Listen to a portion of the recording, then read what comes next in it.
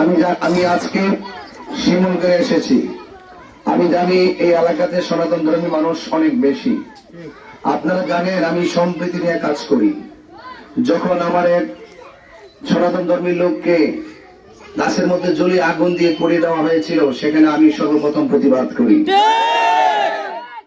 সেই জন্য আমি সম্প্রীতি বান্ধব মানুষ।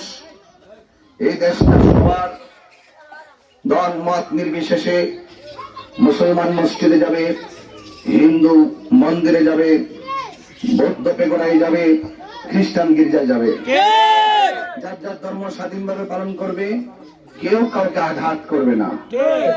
কিন্তু বড় দুঃখের সাথে বলতে চাচ্ছি, এই শিমুলঘর এলাকাটি সনাতন ধর্মীর লোক বেশি, ঠিক না? কিন্তু আমি ওনাদের কাছে আসার জন্য অনেক দূর পায়ে হেঁটে এসেছি। আমি যে রাস্তা দেখেছি, বর্তমান বাংলাদেশের অনেক রাস্তার পরিবর্তন, কিন্তু শিমুলগড়ের মানুষ, এখানে অনেক সনাতন ধর্মী লোক বাস করে। এই রাস্তাটার যে তো বেহাল দশা, এটা আমার আগে জানা ছিল না।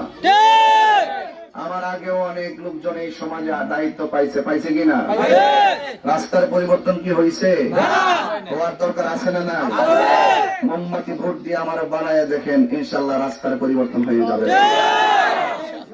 এই শিমুলগড়ে অনেক শ্মশান আছে না নাই? এবং অনেক মন্দির আছে না নাই? আমি আপনাদের কথা বলছি, দেশটা যেহেতু সবার যেহেতু স্বাধীন অধিকার আছে, আপনারা আপনার কাজ করবেন, আমি আমার কাজ করব। এটাই হলো আমার ইসলাম ধর্মের শিক্ষা। কাহার উপরে জুলুম করা যাবে না। আপনাদের অনেক চাওয়া পাওয়া, ইনশাআল্লাহ আমি যদি মোমবাতি প্রতীকে ম্যান্ডেট নিয়ে দায়িত্ব পাই, আপনাদের এই সমস্ত সমস্যাগুলো সমাধান হবে।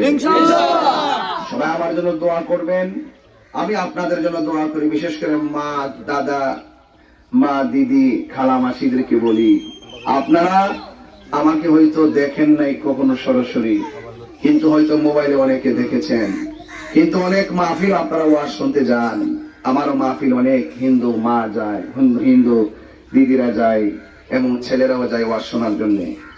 আমি সম্প্রীতি নিয়ে কাজ করি। আমি মনে করি মোমবাতি প্রতীকে যদি আমি বিজয়ী হতে পারি, এই দেশে কোনো জুলুম, মাদকপুর সোনারগাঁকে কোনো নির্যাতন করতে দেওয়া হবে না, দুর্নীতি করতে দেওয়া হবে না, এবং অনেক সময় মিথ্যা মামলা দিয়ে ছড়িয়ে দেওয়া হয়।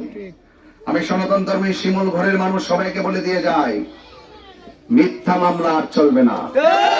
কোন হুমকিকে আপনারা ভয় পাবেন না। আমি আপনাদের পাশে আছি ইনশাআল্লাহ।